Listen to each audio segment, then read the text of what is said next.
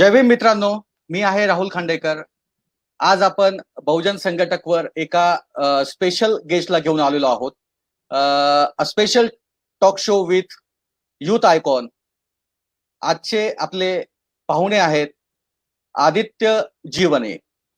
त्यांनी UPSCच्या परीक्षेमध्ये 399 all India rank 399 घेऊन संपूर्ण भारतातून नक्कीच ते आता IAS बनून समाजाची देशाची सेवा करण्यास सज्ज झालेले आहेत.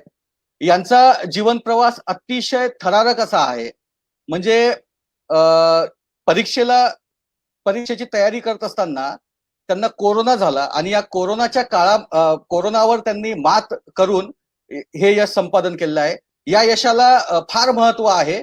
बाकीच्या अनेक त्यांनी आयुष्यात यश मिळवलेले असतील, परंतु हे यश काही वेगळं आहे. त्यामुळे या यशाचा बद्दल आपण त्यांना अनेक शुभेच्छा देऊ. अभिनंदन तुमचं आदित्य. धन्यवाद सर, धन्यवाद. हा, तर या ठिकाणी आदित्यशी आपण चर्चा करायला सुरुवात करूयात.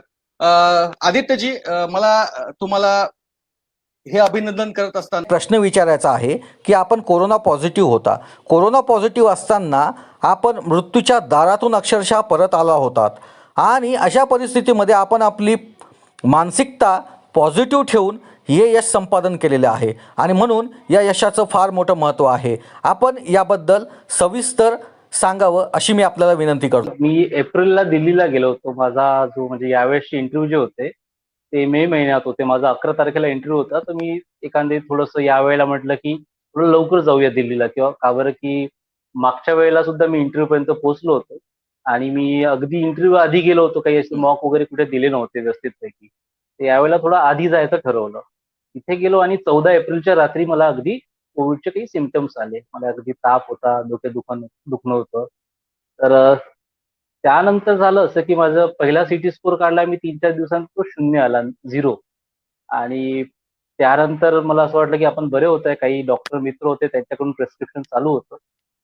बट एक डोक्यात हेही होतं की आपला इंटरव्ह्यू 11 तारखेला आहे, आपल्याला लवकर बरं व्हायचं आहे. तिथे 15, 16, 17, 18, 20 तारखेपर्यंत गेला आणि मी बराच होईना. तर मग मी परत एक सिटी स्कॅन केला, कारण की मला हलकं हलकं ब्रिथिंग प्रॉब्लेम झाल्या होत्या 21-22 तारखेला. आणि तरी माझी प्रकृती अशी होती की मी खूप नाजूक झालो होतो, कुठे हालून जाऊ नव्हतो शकत, एकटा होतो. माझ्या मित्राला सुद्धा सिव्हिअर कोविड झाला होता माझ्यासारखा. तर मग 23 तारखेच्या सिटी स्कोरला एप्रिलमध्ये माझा स्कोर होता सर 18. ती परिस्थिती अशी होती की मी ज्या डॉक्टरला कन्सल्ट करत होतो त्यांनी मला म्हटलं की आदित्य, तुला ऍडमिट व्हावं लागेल आणि नाही झाला तर खूप कॉम्प्लिकेशन होऊ शकतील. त्याचा अर्थ की तुझी डेथ पण होऊ शकते. तर तो एकदम ट्रिगर पॉइंट होता की आता आपल्याला काहीतरी करावं लागेल. तर मी या परीक्षेची तयारी करताना काही चांगल्या ग्रुपच्या याच्यात आलो होतो. म्हणजे व्हॉट्सअप ग्रुप असतात, महेश भागवत सर म्हणून आहेत, त्यांचा एक व्हॉट्सअप ग्रुप आहे जिथे सर्व काही अधिकारी वर्ग आहे आणि काही महाराष्ट्रातली मुलं आहे. तर तो ग्रुप होता. त्याच्यात मी टाकलं की सर, मी दिल्लीला आहे, आजची तारीख 23 एप्रिल आहे आणि माझा स्कोर 18चा आहे. मला त्वरित मदत पाहिजे आहे, मला बेड पाहिजे, ऍडमिशन पाहिजे एक हॉस्पिटलमध्ये चांगल्या.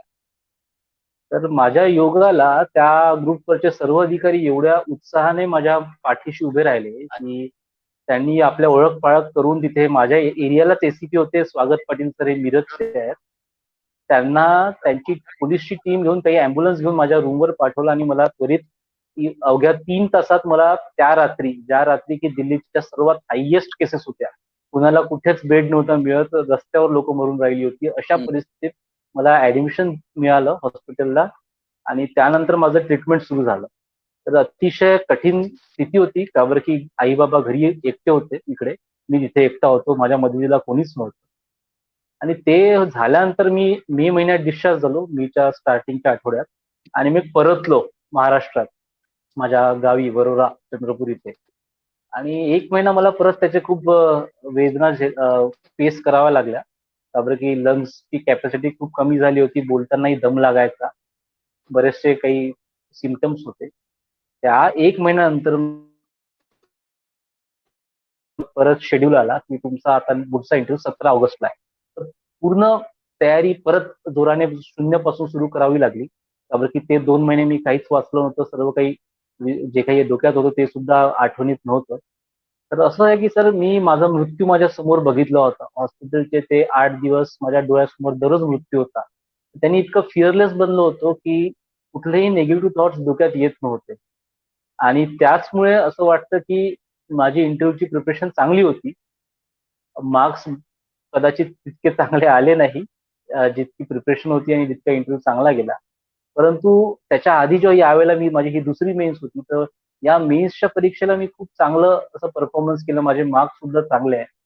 एसटीच्या कट ऑफच्या 100 मार्क जास्त आणि ओपनच्या कट ऑफच्या 60-70 मार्क जास्त. तर त्यामुळे एकंदरीत माझा रँक सुद्धा चांगला आला आहे आणि याच्यामुळे मला IAS मिळणार. दुसरा प्रश्न की घरी राहून कसं अभ्यास करतात सर? मी माझा पूर्णतः अभ्यास घरीच केला. म्हणजे मागचा अटेम्प्ट हा अटेम्प्ट मी वरलाच माझ्या घरी अभ्यास करायचं. माझे आई वडील दोन्ही नोकरी असतात. बाबा प्रोफेसर आहे, शिक्षिका आहे. तर त्यामुळे वातावरण तर होतंच आणि मी कधीच कुठल्या शिकवणीत फुल टाइम नव्हतो. एखाद्या शिकवणीत थोडंसं गायडन्स घ्यायला गेलो असणार. बट त्याच्यामुळे मला काही असा वेगळा त्रास नाही झाला कोविडमुळे सर ऍक्च्युली अभ्यासात. दॅट इज व्हेरी म्हणजे मला हे फार महत्वाकांक्षी तुमचं वागणं वाटलं की तुम्ही तुमच्या लक्ष्यावरून हटले नाहीत आणि त्यामुळेच तुम्हाला हे यश संपादन करता आलं. मुळातच पहिलं आता वेळ म्हणजे तुम्ही हा विषय छेडला म्हणून मी पुढे याच संबंधानं प्रश्न विचारतो की मुळात हा एक मोठा गैरसमज आहे की घरी राहून आपण UPSC किंवा MPSC सारख्या परीक्षा क्रॅक करू शकत नाही, त्या पास होऊ शकत नाही. परंतु तुम्ही त्याच्या उलट केलं, म्हणजे तुम्ही घरी तर होताच होता, परंतु घरी राहून तो अभ्यास करून 399 सारखा रँक घेणं हे फारच म्हणजे दैदिप्यमान असं यश आहे. तर त्यामुळे मला हाच प्रश्न पुढे तुम्हाला विचारायचा आहे की जेणेकरून येणाऱ्या जे विद्यार्थी आहेत यांना सुद्धा कळेल की घरी राहून सुद्धा अभ्यास होतो. वरोऱ्यासारख्या एक साधारण शहरामध्ये जिथे फार काही कॉम्पिटिटिव्ह वातावरण तसं नाही आहे किंवा तिथे UPSC MPSC सारख्या स्पर्धा परीक्षांसाठी लायब्ररी असतील किंवा तशा टाईपचं जे काही स्ट्रक्चर असेल, इन्फ्रास्ट्रक्चर तसं अवेलेबल नाही. दुसरी गोष्ट, तसं मार्गदर्शन सुद्धा तिथे नाही आहे. मग असं असताना सुद्धा तुम्ही MPSC चांगल्या रँकने क्रॅक केली. त्यामुळे मला या ग्रामीण भागातील लोकांसाठी जे घरी राहून अभ्यास करू इच्छितात त्यांना तुम्ही कसं मार्गदर्शन कराल किंवा काय सांगाल की हे होऊ शकतं? तर यामागचं सर्वात मोठं जे रिझन आहे ते आहे आपली इच्छाशक्ती. If we have that will की आपल्याला काहीतरी करायचं आहे तर मार्ग निघतो. मी या धोरणाचा असतो सर.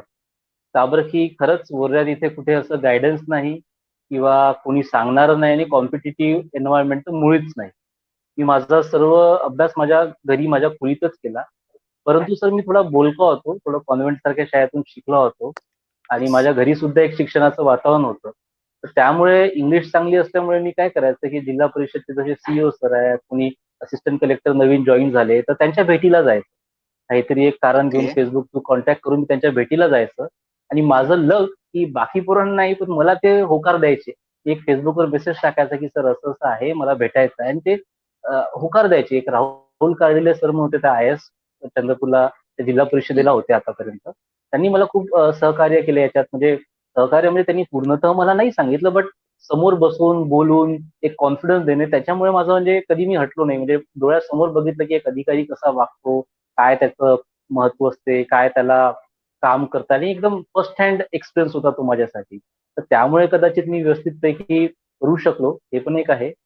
आणि दुसरं असं की इथून कसं म्हणजे काय आपण, मी सर बघतो की माझे बरेच मित्र दिल्ली पुणेला जातात. मी पण काही महिने दिल्लीला होतो, बट मला ते पटलं नाही. त्यावर की माझं असं असतं की आपल्याला व्यवस्थित राहायला, जेवायला व्यवस्थित पाहिजे. बाहेर असलं की माझे बरेच मित्र त्यांनी कंटाळतात. अर्धा त्यांचा वेळ लँडलॉर्डचं टेन्शन आणि मेसमध्ये जेवण काय कसं आणि ते रोगराई याच्यातच वेळ जातो आणि त्यांनी प्रेशर बिल्डअप होतं.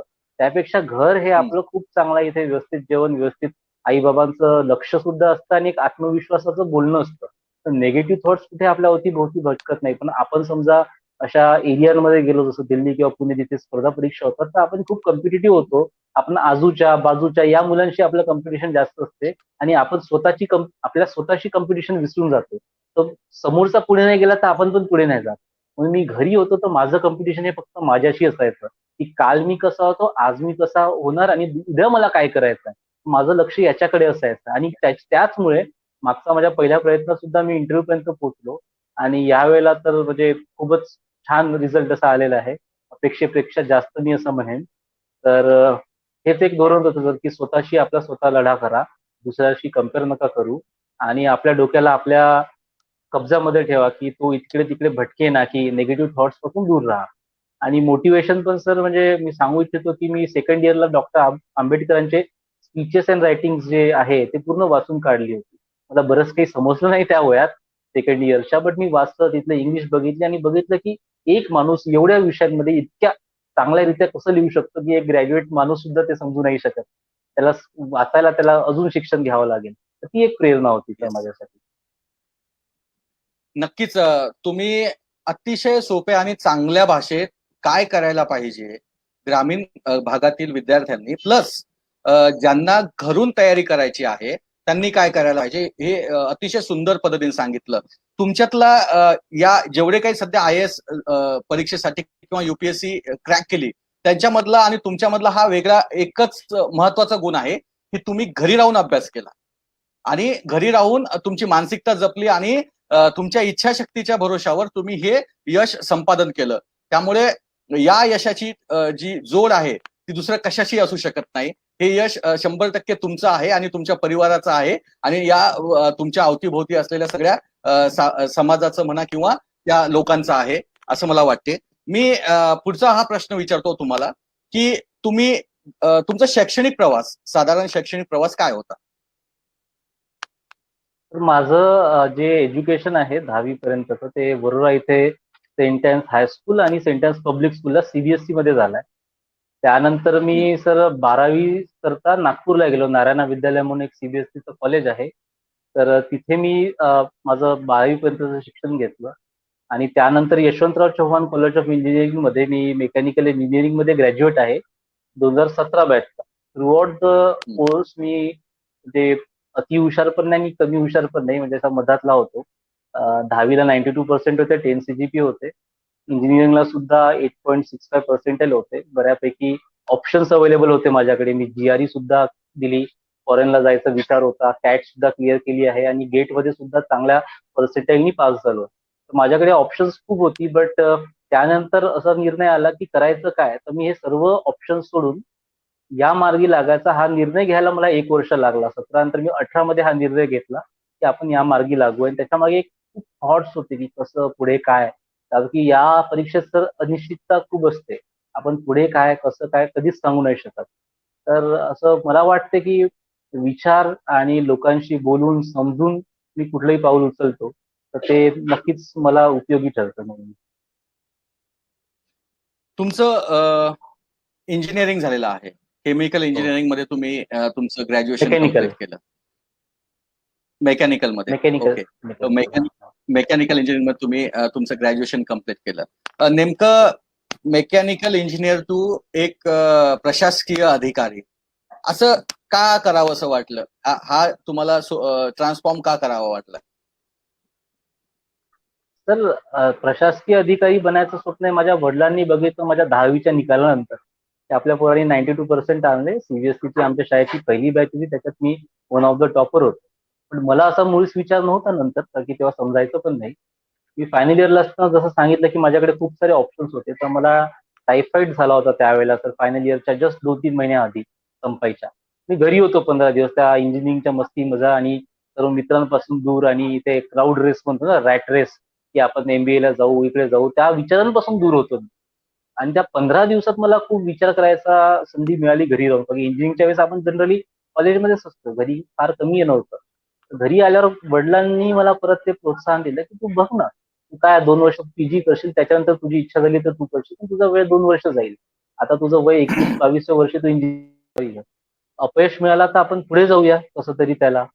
तर त्यांनी मला हे मनात भरवलं आणि मग मी खूप विचार केला. माझे सर्व रिझल्ट पॉझिटिव्ह आले. तर तो निर्णय घेणे पण की UPSC करायची, कारण की UPSC खूप लोकांना म्हणजे मातीत काढतं. म्हणजे खूप लोक अपयशी पण ठरतात. ते माझ्या पुढे उदाहरणं चांगली होती. बट असं वाटतं की ते आतून एक होतं की आपला एसेन्स की आपला सोर्स की आपण काहीतरी केलं पाहिजे. आणि तो एक बेस्ट वे वाटला मला, त्यावर की मला नेहमी समाजा प्रति काहीतरी एक करायची भावना तर होतीच. ती कुठल्या मार्गे करणार हे याचं काही संकल्पना नव्हती. मी बरेच मार्ग थ्रू पण गेलो, बऱ्याच गोष्टीत पण होतो, बट मला असं वाटलं की एक लॉंग टर्म आणि सतत कंटिन्युअस इम्पॅक्ट एखाद्या सोसायटीवर करायचा असेल तर आय एस बनणं ही खूप, म्हणजे आय एस जी आहे सर्व्हिस, ती आपल्याला खूप मोठी संधी देते. वेगळ्या वेगळ्या अँगलनी, डायमेन्शननी, सेक्टरनी, वेगवेगळ्या पदांवर राहून आपण खूप काही करू शकतो, लहानपासून ते मोठ्या लेवलपर्यंत आणि समाजाच्या भिन्न क्षेत्रांमध्ये आणि लोकांसाठी सुद्धा. तर असं माझा विचार होता त्यावेळेला, आणि कदाचित ते आता व्यवस्थित ठरलं, म्हणजे बरोबर होतं असं मला आता वाटतं. आणि पुढे पण खूप चॅलेंजेस येतील. असं नाही की झाली परीक्षा, मी बनलो आणि सर्व एकदम समोर आहे. but बघूया, जसं आजपर्यंत फेस चॅलेंज स्वीकारत आलो आणि सोल्युशन्स निघत गेले, तसंच पुढे पण घडेल ही मला अपेक्षा आहे सर. नक्कीच चॅलेंज स्वीकारणं हा तुमच्या स्वभावाचा मला एकूणच गुण दिसतोय, आणि ते चॅलेंज स्वीकारतच तुम्ही या यशापर्यंत पोहोचलेला आहात या ठिकाणी. अ, पुढचा जो माझा जो तुम्हाला एक महत्वाचा याच अंगाने असा प्रश्न आहे की तुम्ही आता सगळ्या ह्या गोष्टी मला सांगितल्या की तुमच्या समाजाप्रती असलेल्या भावना असतील किंवा प्रश्न असतील किंवा आय एस होऊन आपण काय काय करू शकतो हे तुम्ही एकूण मला सांगितलं.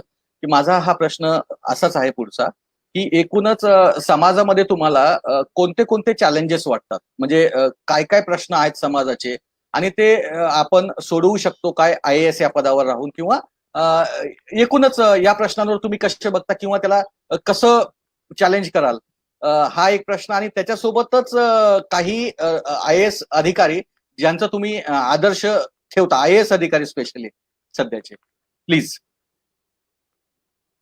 तर माझ्या या लिमिटेड अभ्यास जो आजपर्यंत मी केलाय, समाज बघितलाय, यातून मला असं वाटते की अज्ञान हे सर्वात मोठा शत्रू आहे माणसाचा. म्हणजे त्याला सपोज त्या माणसाचं पोटेन्शियल आहे पण त्याला मार्ग नसेल, त्याच्याकडे नॉलेज नसेल की पुढे काय, दृष्टिकोन ज्याला आपण म्हणतो, एक पर्स्पेक्टिव्ह तो नसेल, तर त्याचा जो पोटेन्शियल आहे तो वाया जातो. माझ्याकडे सपोज मी कितीही हुशार असतो, काय असतो, पण माझ्याकडे तो पर्स्पेक्टिव्ह नसता की ही परीक्षा कशी पास करायची किंवा पुढे कसं शिक्षण घ्यायचं, तर आपण पुढे जात नाही साहजिकपणे. तर याच्यासाठी मी आय एस झाल्यावर बऱ्याचदा लोकांशी संपर्कात येऊन एज्युकेशन क्षेत्रात तर चांगलं काम करेन, पण जे वंचित आहे किंवा आपण जे म्हणतो जे मार्जिनलाइज्ड आहे, जे एक्सक्लुडेड आहे, गव्हर्नमेंट स्कीम्स बेनिफिशरीज जसं असतात, जसं वुमेन समाज आहे किंवा जो बाकीच्या सर्व म्हणजे फायनान्शियली वीक किंवा सोशली एक्सक्लुडेड समाज आहे, त्यांना पण कसं आणता येईल का बरं. की डॉक्टर आंबेडकर म्हणायचे की आपण जरी पॉलिटिकल डेमोक्रेसी आणली किंवा इकॉनॉमिक डेमोक्रेसी आणली, पण आपली जर सोशल डेमोक्रेसी स्ट्रॉंग नाही आहे, तर ती सोशल डेमोक्रेसी आपल्या पॉलिटिकल आणि इकॉनॉमिक डेमोक्रेसीला उद्ध्वस्त करून टाकेल. तर एका आय एस अधिकाऱ्याचं किंवा कुठल्याही समाजातील उच्च पदावर असलेल्या माणसाचं काम असायला पाहिजे की या तिन्ही डेमोक्रेसीचा जो म्हणणं होतं आंबेडकरांचं, याला मजबूत बनवायचं आहे. तर पॉलिटिकली आपण मजबूत बनत आहोत, तिकडे पॉलिटिशियन्स काम करतात, लीडर्स काम करतात, इकॉनॉमिक सिस्टम्स मध्ये सुद्धा ब्युरोक्रेसी, गव्हर्नमेंट सर्व एकजुटतेने काम करते. आपण पण उद्योजक जे कोणी असतात ते सर्व मिळून त्याचा सहभाग करतात, आणि सोशल सेक्टरात सुद्धा एनजीओ असतात, काय असतात. तर या सर्वांना एकजूट ठेवूनच आपण एक चांगला भारत घडवू शकतो, असं मला वाटतंय सर. अगदीच आणि आदर्श अगदीच बरोबर. आणि आदर्श येस सर. आणि आदर्श आय एस अधिकारी असा एक कुणी नव्हतं सर. बरेच आदर्श होते का बरं, की प्रत्येक माणसाकडे सर्व काही बरोबर नसतं. प्रत्येकाचं कुठलं ना कुठलं कार्य त्या त्या वेळेला बरोबर असतं. तर मी बऱ्याच अधिकाऱ्यांचं काम बघितलं आहे. तेवढ्या डेप्थ मध्ये नसेल बघितलं, बट आहे. मला मला वाचण्याची आवड आहे. माझ्या मागे बघू शकता की इथे बरीचशी पुस्तकं आहेत, ती मी तुम्हाला दाखवतो. येस. मला येस. वाचण्याची आवड आहे आणि मी आधीपासूनच वाचण्यात इंटरेस्ट आहे, आणि मी नेहमी सोशल मीडियावर ऍक्टिव्ह असतो सर. Facebook, WhatsApp, Instagram. कारण की त्याच्यावर लोक वर्ध्यासारख्या ठिकाणी राहून मला असे एक्सपिरियन्स कुठून मिळणार. ते युट्यूब आणि फेसबुक सर्वात बेस्ट एक्सपिरियन्स देतात आपल्याला. लोक तिथे तिथे आपण इंटरॅक्शन केलं त्यांच्याशी, तर ते पण एक्साइटेड असतात आपल्या सांगायचं. फक्त एवढं की आपण व्यवस्थित विचारावं, त्यांना आदराने बोलावं, तर ते रिस्पॉन्सिव्ह असतात. असा माझा एक्सपिरियन्स होता.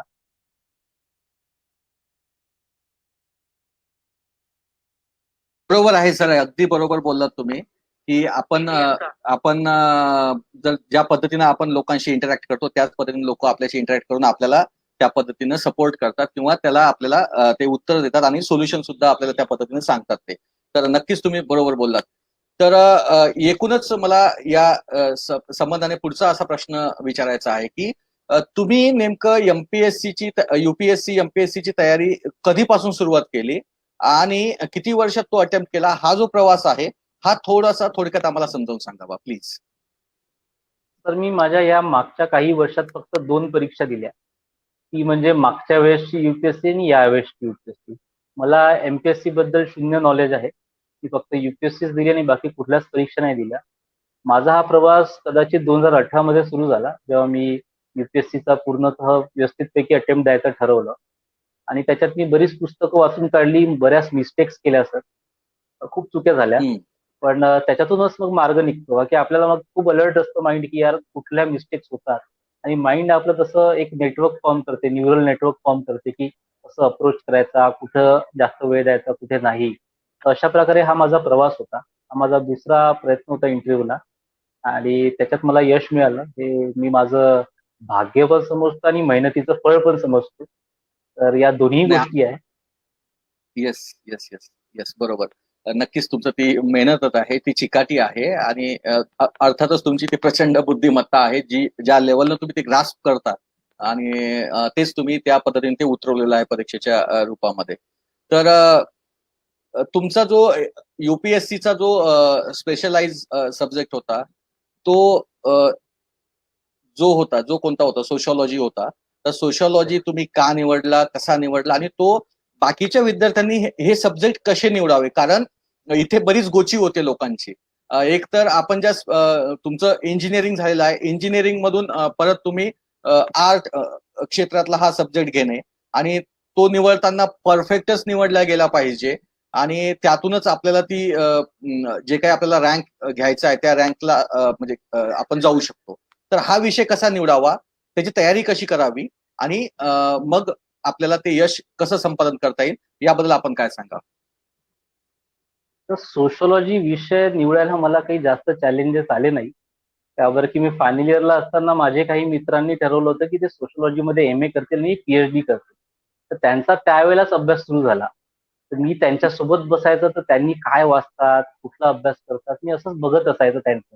बोलण्यात ते डिस्कशन्स मला आवडायचे, एकदम डेप्थ असायची त्या डिस्कशनला.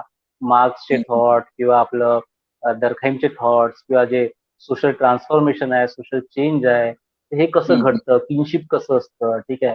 या सर्व गोष्टींमध्ये मला म्हणजे इंटरेस्ट आला आणि मग जेव्हा युपीएससी करायचं ठरवलं, मी याचा सिलेबस बघितला. म्हटलं या गोष्टीत मला खरंच आवड आहे. मी दुसऱ्या ऑप्शनकडे वळलोच नाही मुळात. तर मला ते कन्फ्युजन किंवा डिलेमा जो असतो ना, की हे निवडू की हे निवडू, हा कधी आलाच नाही. सो म्हणजे माझं ठरलं होतं की माझ्या मित्रांनी त्याच्यात एम ए करतायत, ते त्यांना पीएचडी करायची होती, तर मी ते वाचून होतो आणि मला इंटरेस्ट पण होता, म्हणून मी तो ऑप्शन घेतला. बट समजा विद्यार्थी घेणे इच्छित असतील तर त्यांनी पहिले असं त्याचा सिलेबस बघावा आणि त्यामध्ये कशा प्रकारचे प्रश्न येतात, प्रिव्हियस इयर क्वेश्चन्स बघावे. तर थोडंसं एनसीईआरटी लेवलवर वाचून बघा, थोडंसं कोणाशी इंटरॅक्ट करा की ज्यांनी त्याच्यात एम ए केलाय, बी ए केला आहे. तर त्यानंतर तुम्हाला कसं की तुम्हाला बोलायला पण आवडतं का, तुम्हाला समज कशी निर्माण होते, तुमचं डोकं असं व्यवस्थित एक असं वाटतं की कोणाकडून ऐकलं तुम्ही सोशॉलॉजीचं काही, तुम्हाला असं तो वाव मुवमेंट येतो की बापरे काय बोलून बसला हा माणूस. असं समजा येत असेल तर तुम्ही घ्या, कारण की अल्टिमेटली ही प्रोसेस कशी आहे की एक वर्ष एक्झामच चालतं. तर ते तुम्हाला नेहमी काही नवीन वाचलं की ते इंटरेस्ट डेव्हलप व्हायला पाहिजे. नुसतं की पुस्तक वाचा आणि लिहा असं असतं तर बरेच लोक झाले असते कदाचित. तर माझा पर्स्पेक्टिव्ह असा असायचा आणि जे एम ए झाले माझे मित्र, जे पीएचडीला सुद्धा गेले, मी त्यांच्यासोबत पण नेहमी डिस्कस करत असायचं. मला नेहमी इंटरेस्ट असायचा की त्यांचं वाचन जास्त असायचं, मला तो युपीएससीसाठी फार कमी असायचं त्यांच्या कंपॅरिझन मध्ये. तर मी त्यांच्याशी इंटरॅक्ट करायला मला मजा यायची, तर त्यांना पण मला वरच्या लेवलनी सांगायला त्यांना सुद्धा मजा यायची. तर असं ते घडलं सर. आणि सोशॉलॉजी डिटेलमध्ये असतो, थोडा वेळ द्यावा लागतो. थोडंसं रॅट रेस पासून दूर, की कोचिंग लावा 3 महिन्यात ऑप्शनल संपेल असं नसतं. त्याच्यात गडबडी होतात आणि आपले म्हणजे अटेम्प्ट वाया जातात.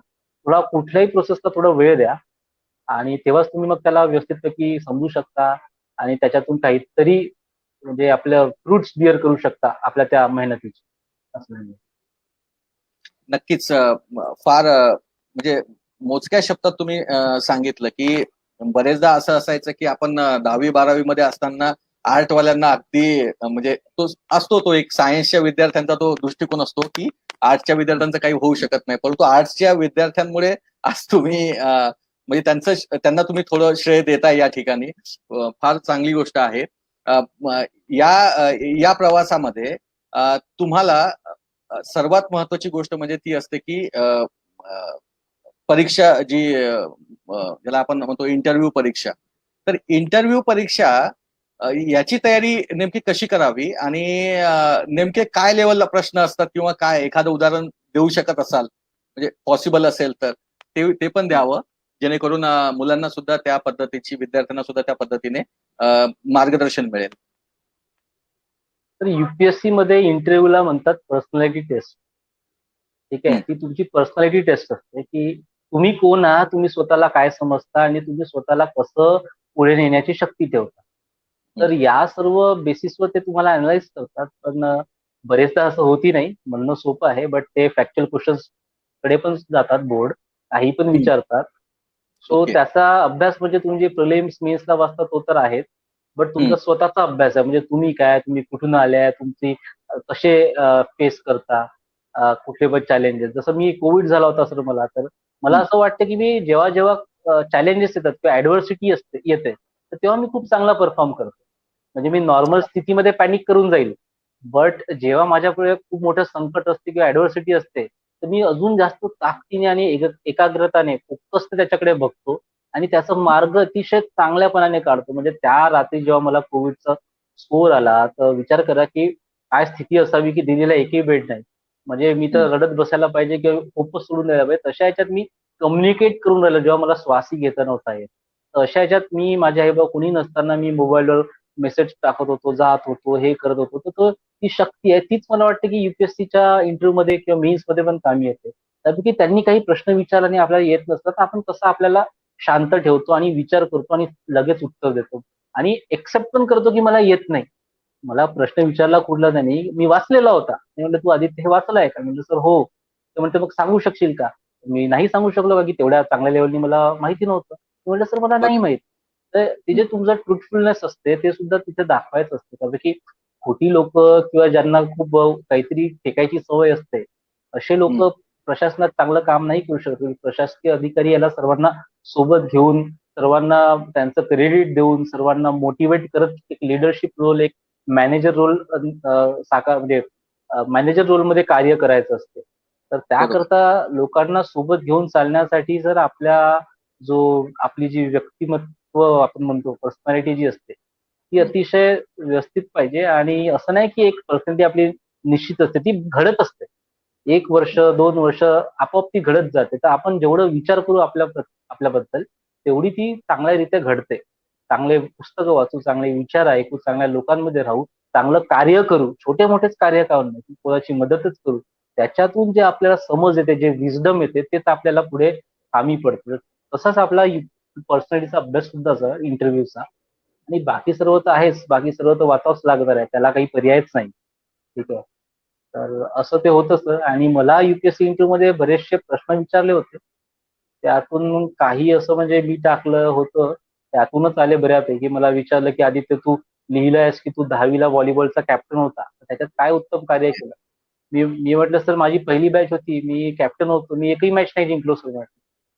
मी 10वी पर्यंत 3 वर्ष खेळलो, मी एकही मॅच नाही जिंकलो, मग काय केलं म्हणजे त्याच्यात उत्तम? सर मी माझी टीम घडवली. माझ्या शाळेची टीम काहीच नव्हती, पोरांना खेळता नाही यायचं, मी एका क्लबमध्ये जाऊन शिकलो आणि मी 10वी पर्यंत माझी टीम घडवली. आम्ही मॅच नाही जिंकलो, बट मी शाळेतून निघाल्यानंतर आता जेव्हा मला माहित मुलं मॅच तर जिंकतच आहे, बट स्टेट लेवलला, नॅशनल लेवलला व्हॉलीबॉलमध्ये रिप्रेझेंट करत आहे. तर ते माझं सर्वात मोठं म्हणजे काहीतरी मी घडवलं, एक लॉंग टर्म इम्पॅक्ट होतं. तर अशा टाईपची उत्तरं तुम्हाला द्यावं लागतात की हे म्हणजे मला विचार करावा लागला की यार तू ते होता तर त्यांनी काय बदल घडला असेल. अशा रीत्या ते एक व्यक्तिमत्व आपलं आपलं त्यांच्या पुढे मांडावं लागतं. क्या बात आहे. फारच सुंदर तुम्ही बोललात. तर मला म्हणजे आता तुम्ही व्हॉलीबॉलचा हा विषय घेतला म्हणून मला तुमचे छंद ऐकायला आवडेल. मला तर एक छंद तुमचा फार कळलेला आहे या पूर्ण प्रवासामध्ये की तुम्ही फार इंटरॅक्टिव्ह आहात, लोकांशी बोलता हा तुमचा फार छंद आहे, तुम्हाला लोकांशी बोलायला आवडते, कम्युनिकेशन करायला आवडतं, संवाद करायला आवडतात, चर्चा करायला आवडतात. हा तर तुमचा एक छंद मला इथं लक्षात आला. अजून काय काय तुमचे छंद आहे? वाचनाचा छंद तुम्ही आताच मला सांगितला. अजून काय काय छंद तुमचे आहेत की ज्यामुळे तुमचं एकूणच व्यक्तिमत्व हे घडत गेलं? तर मी एक थोडा क्युरियस माणूस आहे. मला कुठलंही काही असतं तर त्याच्यात थोडंसं नाक घालायला आवडते, काय आहे, कसं आहे आणि बघायला, शिकायला आवडतं. तर मी हं. खूप छंद लहानपणापासून केली आहेत. तर जसं मी म्युझिकमध्ये पण इंटरेस्ट होतो, गायनामध्ये इंटरेस्ट होतो. मी उत्तम कलाकार, चित्रकलाही करतो, पेंटिंगही करतो आणि खेळाची आवड आहे. आता सुद्धा बॅडमिंटन खेळतो. जो रिझल्टच्या आधी खेळायचा, आताही खेळतो. क्या बात आणि है. मला सर पुस्तकं वाचायला जसं आवड तुम्ही सांगितलंय तसं वेगळ्या वेगळ्या याच्यात मला कुठलंही काही असलं तर शिकायचं आवडतं काही पण नवीन. मी मित्रांसोबत पण बोलतो. तर हेच माझे छंद आहे. एक कुठला छंद जास्त वेळ टिकत नाही, काही टिकतात सुद्धा. पण ते वेळ अनुरूप बदलत असतात. जशी वेळ तसा छंद. असं माझं धोरण आहे. तर कुठलं एक मी like I am jack of all trade and master of none अशासारखं माझं वर्णन असणार सर. नक्कीच, नक्कीच. आपण आता तुम्ही मास्टर आहात एका क्षेत्रातले. तुम्ही ते तुमची मास्टरी एका ठिकाणी सिद्ध केलेली आहे. एआय रँक 399 हा घेऊन. नक्कीच. तर मला फार इंटरेस्टिंग वाटलं तुमच्याशी बोलताना. मला पुढे जाताना एकूणच म्हणजे असा थोडंसं हलकं-फुलकं होत असताना मला तुमचं ऐकावं वाटेल एखादं गाणं तुमचं. नाही सर, मी आता तर नाही म्हणणार. आता मी वर्ष झाली गाणी नाही म्हटली आहे. बरं, बरं. म्हणजे सध्या थोडासा टच दूर राहिलेला दिसतोय मला या ठिकाणी तुमचा. ठीक आहे, हरकत नाही. म्हणजे शाळेच्या आपण वेळेला आपण प्रेयर वगैरे करायचं तर तेव्हा त्याच्यात इंटरेस्ट होता. शाळेला प्रेयर अरेंज करणं, हे करणं. त्यानंतर असा फारसा काही आला नाही त्याच्यात. पण मी कीबोर्ड वाजवतो, पियानो आपला जो असतो. एकूण तुम्हाला म्हणजे या पूर्ण याच्यामध्ये तुमचं एक व्यक्तिमत्व बघताना मला तुमच्यामधले लीडरशिप गुण फार प्रकर्षानं या ठिकाणी दिसतात. तुम्ही एक उत्कृष्ट लीडर आहात, उत्कृष्ट संवादक आहात, तुम्ही उत्कृष्ट कम्युनिकेटर आहातच, सोबत त्यासोबत एक उत्कृष्ट काउन्सिलर सुद्धा मला तुम्ही दिसता.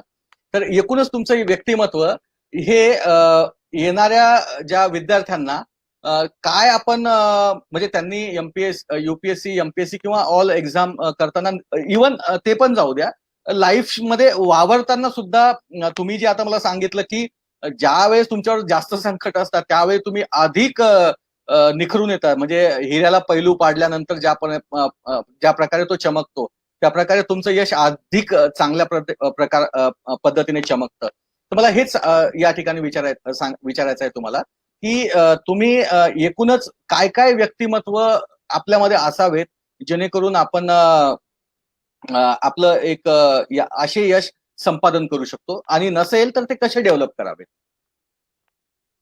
तर मला असं वाटतं की सर्वात मोठं जे एका माणसाला अशा परीक्षा किंवा कुठल्याही क्षेत्रात व्यवस्थितपैकी वर्चस्व निर्माण करायला लागतं ते आहे की माणसानी स्वतःशी खरं राहायला पाहिजे. आपण लोकांशी खोटं बोलू शकतो पण स्वतःशी नाही बोलू शकत. तुम्ही लोकांना सांगाल की मी 10 तास अभ्यास करत होतो पण तुम्हाला माहित असते की तुम्ही 1च तास अभ्यास केलेला आहे. आणि जेव्हा तुम्ही परीक्षेच्या त्या 2-3 तासामध्ये जाता तर तुमचं डोकं तुम्हाला सांगते की तुम्ही केलेलं नाही आहे आणि त्याचमुळे तुम्ही तिथे फेल होता. तर आपल्या हम्म. कुठल्याही क्षेत्रात असंच असते की आपण व्यवस्थित नियोजन नाही करत. आपण खोटं बोलतो, लोकांना दिखावे करतो. याच्यात आपण स्वतःशीच खोटं होतो. लोकांशी तर खोटं असतोच, पण स्वतःशी पण खोटं होतो. तर हे आपल्याला खूप डेव्हलप करायची म्हणजे स्पेशली विद्यार्थ्यांना माझ्यासारख्या एजच्या त्यांना खूप गरज आहे. का की मी अवतीभोवती बघतो विद्यार्थ्यांना.